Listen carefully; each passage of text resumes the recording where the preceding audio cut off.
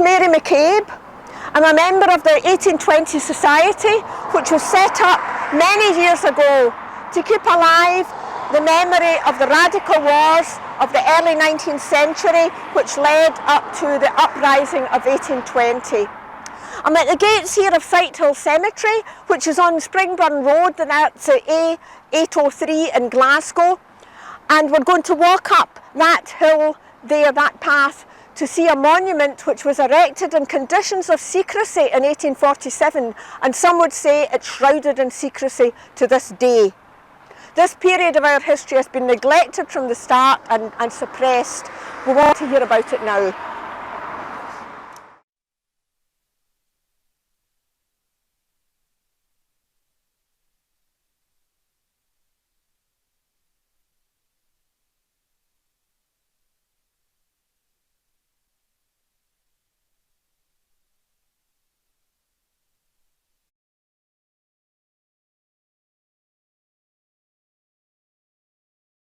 So, this is the monument.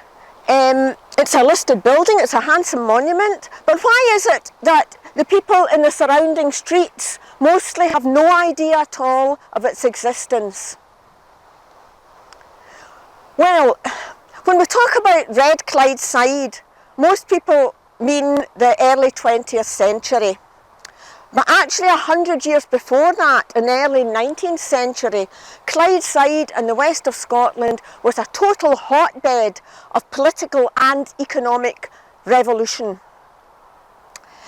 The main centres of trouble and unrest pinpointed by the authorities might actually surprise you. I'm going to read out some of the names.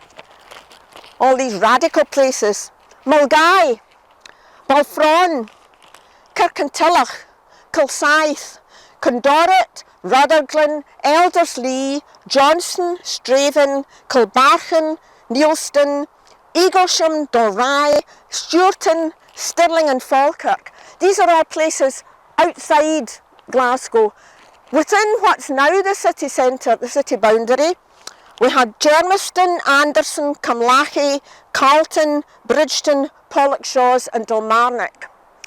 And the weaving town of Paisley is very proud that the riot act was read in that town more than anywhere else, and it had fierce competition. So I mentioned the weavers. The unrest was led by the weavers. The weavers were always the centre of that kind of thing because they were relatively independent, more or less self-employed, and their wages were negotiated by free collective bargaining with the magistrates. But their wages had been cut illegally by 50%. So they were leading the unrest, and in fact, at this time the population of Glasgow was something, well, in 1811, when there was a count made, it was 110,400 or something like that. Yet, in the whole of West Central Scotland, 100,000 people risked transportation or death to join illegal trade unions. The villages, what were they doing in these villages? Well, they all had a lending library where they lent out books, very often banned books, because a whole lot of books were banned. They also had reform societies where they discussed issues of the day. They planned uprisings, they bought and sold gunpowder, made pikes, planning for some revolution in the future. They did paramilitary training in their local parks, including Glasgow Green. They banned song Scots Wha Hae. When Burns wrote Scots Wha Hae, it was immediately banned by the authorities, and it was banned for 50 years. But it became a revolutionary symbol, not just in Scotland, which might surprise you, but in England and Ireland as well. And so you would get bands in the street just even playing the tune, and they were immediately arrested for sedition. So that was what was going on. The authorities, of course, hit back. They deployed soldiers in all these trouble spots, and they also infiltrated the reform societies with spies and agents provocateurs. The agents, the government agents, their role was to try to rouse up the people to more direct military action, so as to flush out the leaders, to make the leaders put their heads over the parapets. So that's what they were doing. And unlikely members of the establishment that you wouldn't think would be involved in that at all, the editor of the Glasgow Herald and Walter Scott, the novelist, both, and other people too like them, set up personal private militias, some of them with uniforms, wee bands of soldiers, to support the government against the radicals. Now, things came to a head in March the 21st, 1820, when a committee met in a pub in Gallowgate in Glasgow, and they discussed setting up a provisional government. We know what their aims are because, of course, the whole committee was infiltrated with government spies who reported back. Their aims were not just economic, but they were political as well. They wanted better conditions for the working classes. They wanted the weavers' illegally cut wages to be restored. But they also wanted the universal male franchise. Now, at this point in England, throughout England, only 4% of the people had the vote. In Scotland it was worse. In Scotland it was 0.2% of the population who were allowed to vote. And Scotland was very badly underrepresented. The whole of Scotland had fewer MPs than Cornwall. Glasgow had no MPs at all, whereas Liverpool, that was tiny compared to Glasgow at that time, had 2 MPs. So they wanted better representation, both as individual voters, but also for Scotland generally. And they wanted independence for Scotland. We know this because the police spy John Mitchell, who was with them, reported back, and I quote his words, about their audacious plot to sever the Kingdom of Scotland from that of England and restore the ancient Scottish Parliament. So the political aims were probably why they were generally treated more harshly and, of course, much less famous, and the whole story suppressed down the ages, than the likes of the Tolpuddle martyrs, who were really just wanting to form unions and swear oaths to each other. Nothing political, it was all about their economic situation. So the authorities hit back. The soldiers were deployed all over Glasgow. They put them in Gallowgate, Eglinton Street, St Tina Square, St Vincent Street, and they deployed artillery on all the Clyde bridges. And they sent for more hussars and soldiers out of England to come up.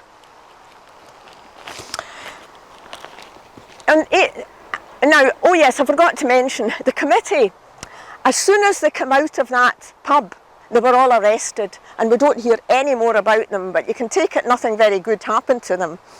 But yet, in their names, a whole lot of leaflets, pamphlets and posters went round all the villages, urging people to come out and strike on April the 1st and to join an armed revolution on April the 5th. So April the 1st came, and 60,000 people come out and strike, which horrified the authorities. They'd never expected their little ploy to be so successful. And then, on April the 4th, a man called Andrew Hardie, who was a former soldier, was persuaded, against his better judgment, to head off with a band of men to the Carron Iron Works to get metal which they could melt down and forge weapons for this coming revolution. Now, the reason it was against his better judgment was that far fewer people turned out than what they'd expected for this big revolution that was happening, and he was not wanting to go at all. But a man called John King, well no, it was actually Duncan Lees, this one was called, another government agent, urged him to go on and march to Condorit, where he'd meet far more revolutionaries out at Condorit, led by a man called John Baird. And Duncan, of course, by the way, would have gone with them, except that he had to start a revolution somewhere else, so, you know, my wishes go with you, and off he went. So Andrew Hardie marched from more or less the necropolis in Glasgow along what we'd now call, Royston Road, along Germiston. He walked from Germiston with his band of men. There was only about 30 of them had actually turned up and stayed with it, even when they saw how few there were. Walked to Condorit and met with John Baird. John Baird, meanwhile, had his own band of men, but was expecting a whole crowd to come along with Andrew Hardie. When the two leaders saw how few there were, they wanted to call the whole thing off. But government agent stepped in, one that was with John Baird, called John King. He said, no, this is the way they always did it. They always said, there are more revolutionaries over that next hill, round that bend, in the next village. Come on, we've just got a few more steps to go and we'll get there. So they walked all night, in fact, till they came to Bonnymuir, which is close to Falkirk. And they rested in a field there. And John King said, I'm going to go and bring the other revolutionaries to join you. And of course what he came back with was a big band of soldiers on horseback cavalry. Well, the radicals were militia trained. Most of them were ex-soldiers from the Napoleonic Wars, and they'd also done militia training, illegal paramilitary training and so on. So they formed themselves into a square, which is what infantry are supposed to do apparently when they've got a whole horde of cavalry riding down on them, because the idea is that the horses get spooked by the shape of a square. That's the theory anyway, but it didn't work in practice. So they went and they took refuge behind a dike which is still in the field. It's known as the Radical Dyke to this day. So this dike is in the field, and they took cover behind it while they fired on the soldiers. But they were overwhelmed by numbers, and the ones that didn't manage to run away got captured and taken away to various prisons all over Scotland. So that was all happening on the night of April the 4th to the 5th. The very next day, unfortunately no emails or mobile phones or anything like that in those days, so there was a man in Strathaven called James Wilson, and he was quite an interesting man. He was older than the others. He was 63. He was known as James Purlie Wilson. He was a hosier, a weaver, and he was the inventor of pearl knitting. But he also turned his hand to a whole lot of different trades. He also wrote satirical verse against all the politicians of the time. And in previous periods of unrest, he'd gone in peaceful demonstrations carrying a banner which said, Scotland free or a desert. But of more significance to the authorities was the fact that his house was a rendezvous point for all the radicals in all the villages around to come regularly and meet and discuss political issues. Not just stuff that affected them directly, like the wages of the weavers, but also stuff of what we'd call global concerns. The abolition of slavery, the abolition of the Corn Laws, all these things are discussed about. So the authorities definitely had James Wilson in their sights.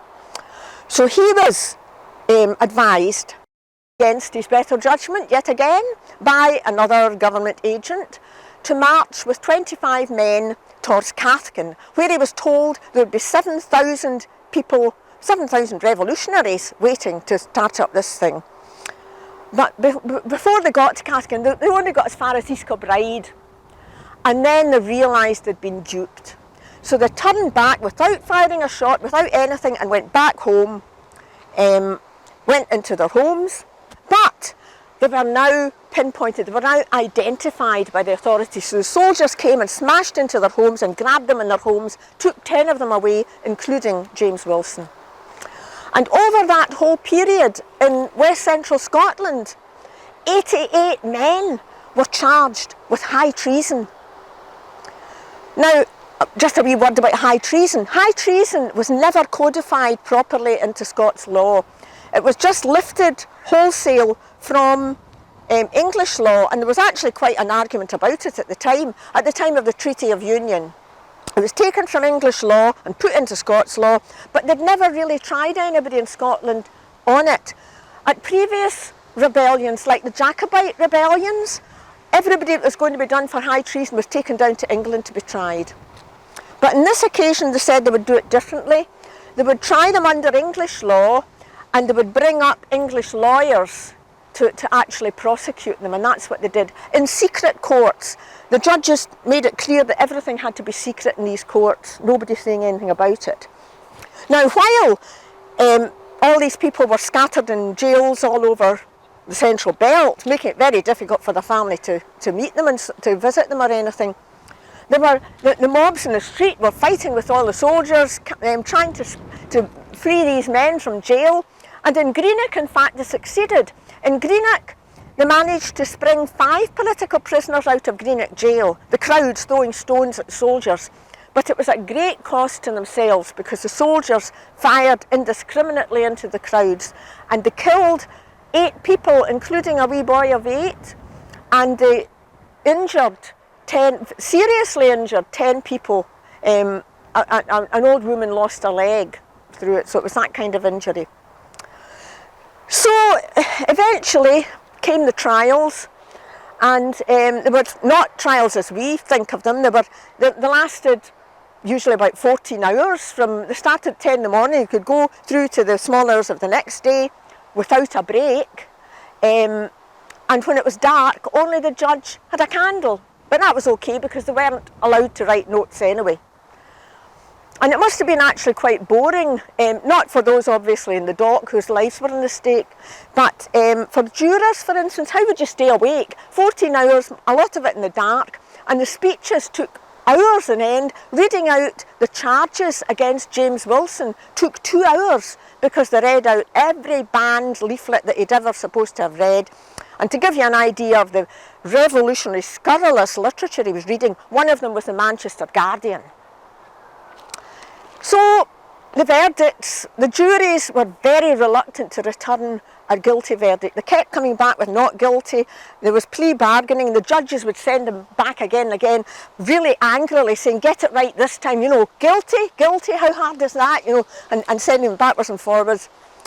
At the very end, they found James Wilson, Andrew Hardie and John Baird guilty of high treason, but they put in a plea of clemency, mercy, for James Wilson, because he'd not even fired a shot. He'd done nothing really except march up and down with a band of men, and he was an old man and known to be peaceable and all the rest of it. But the judge ignored the plea for clemency. So the 3 of them were sentenced. Now, the English penalty for high treason, and that was what all the men in the dock thought they were facing if they got found guilty, was hanging, drawn and quartering, with all the disembowelment and so on that involves, for a man. For a woman, by the way, it's burning at the stake.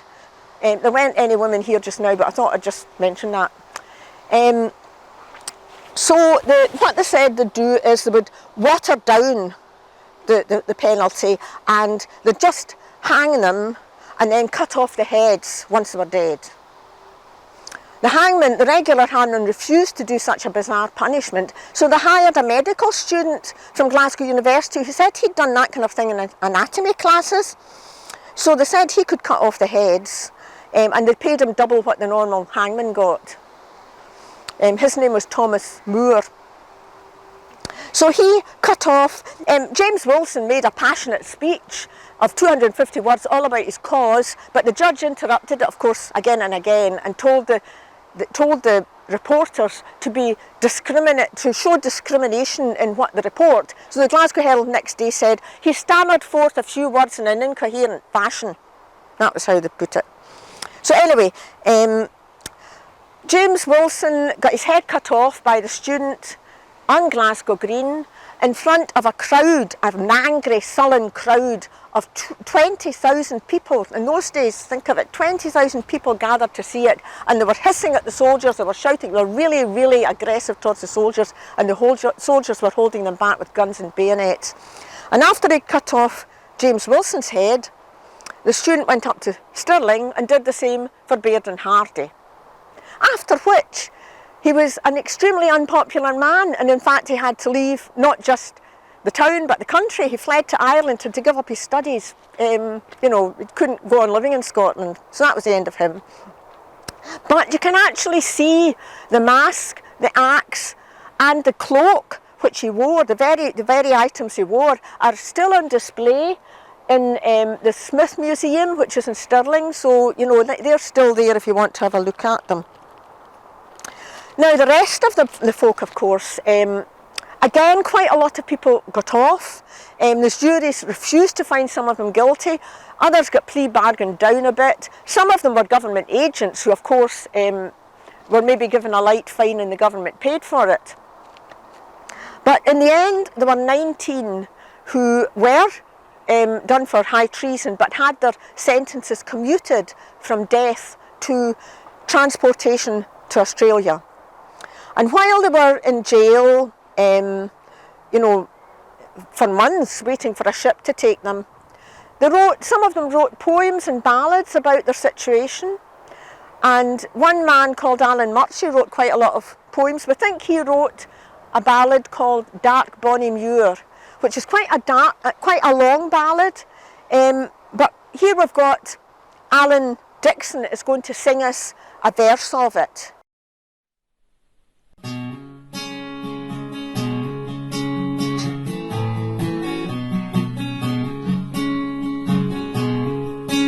On the 50th of April 1820, the great Baird and Hardie did march from their home to guard the freedom home, right, peace and plenty. But tyranny conquered and gave them a tomb. Like traitors they died on the 8th of September, in the cold, silent grave they were consigned to slumber. But heaven will avenge them, let tyrants remember, and raise up new heroes on dark Bonnymuir. In 1832, a Reform Bill was passed which gave the vote to 60,000 Scottish men, which was 13% of the male population. And Andrew Hardie's mother on that occasion put a wee card in her window saying, "Britons rejoice, reform is won, but 'twas the cause lost me my son." Now, this monument, in 1847, they at last got permission to erect a monument to the martyrs. And this is Sighthill Cemetery, of course, now, which is the property of Glasgow City Council. But in those days, it was private ground and it was owned by a supporter of the reformists. So they got his permission to erect this monument in 1847 and to bury the bodies, to go to Stirling and bury the bodies, rebury the bodies of Baird and Hardie under it. But the authorities were very, very clear about how they should do that. And in fact, the conditions they should do it on are actually written on the monument. It says,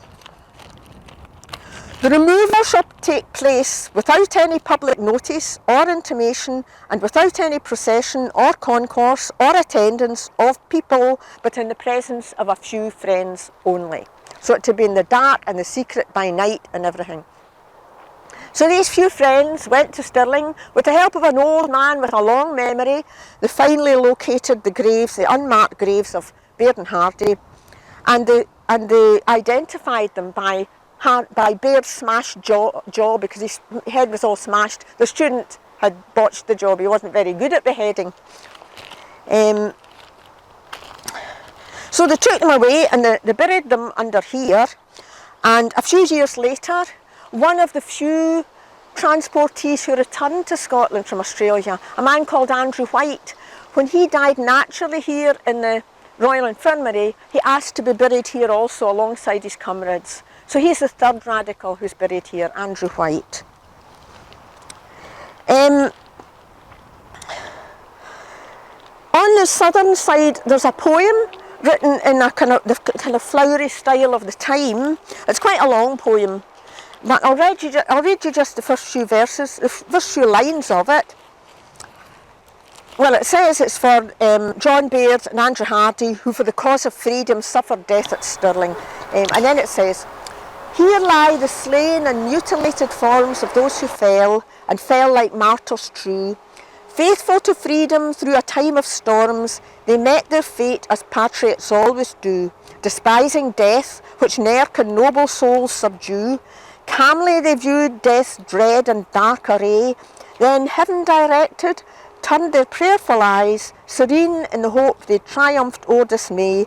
Their country's wrongs alone drew forth their sighs." And on the eastern side, on the side, in fact, beside that, there's a mention of James Wilson, who is buried now. He was reburied by his family in the family lair at Strathaven, so that's where he lies. The Glasgow City Council, from time to time, has had a slightly ambivalent, well, City Council, District Council, Corporation, it's changed its name through all the local government reconstructions, but they've had a kind of sometimes ambivalent attitude towards this monument. When the 1820 Society have their ceremonies here, the council very often, quite often, send a representative to do a wee speech as well. But, well, you've got to remember at the very beginning, actually, who was calling in all these soldiers? It was actually the provost of the time and the sheriff, all the authorities of Glasgow at that time. And in 1990, Glasgow City Council actually claimed that Baird and Hardie were not buried under there, and in fact the 1820 Society had to dig them up to show they were. After that, the Glasgow District Council allowed the 1820 Society to add a plaque naming the 19 transportees. So they're all now named on the monument. And in fact, at the Battle of Bonnymuir, also again recently, the 1820 Society got permission to put a wee stone and plaque marking that, because there was nothing to show the field of Bonnymuir. It just looked like a farmer's field with a lump of stone in the middle of it that was a radical doubt. So, but still these events are shrouded in secrecy. We would know nothing about them if it weren't for the man who's buried nearby here. Seamus McAgovin, he was a historian who, along with Peter Beres Fidelis, he did all the research into this hidden history, and he produced this book, The Scottish Insurrection of 1820. He published this, they published this in 1970. And in fact, on Seamus's grave, he was a Gaelic scholar, so there was a Gaelic inscription. Seamus McAgovin, Echtreiche Uchker is jealousach Guhari mun Vliena, 1820. Historian, activist, and 1820 author. In 2001, the newly reconstituted Scottish Parliament had a debate about whether the story of the radical wars that had been all over central Scotland, you know, over a large part of Scotland, involved hundreds, thousands of people in one way or another, and the 1820 Rising, whether they should form part of the history, be included in the history curriculum in schools. But there were still voices who thought this was a step too far, it was dangerous information. There was one MSP in particular who said that he had in the past sometimes argued that they should teach some Scottish history in Scottish schools, but not this bit, this bit was, you know, no, definitely this bit should be totally forgotten. But still, every year on the anniversary of the execution of Baird and Hardie, the 1820 Society commemorate the sacrifice that the martyrs made in the cause of political reform. We should not forget them.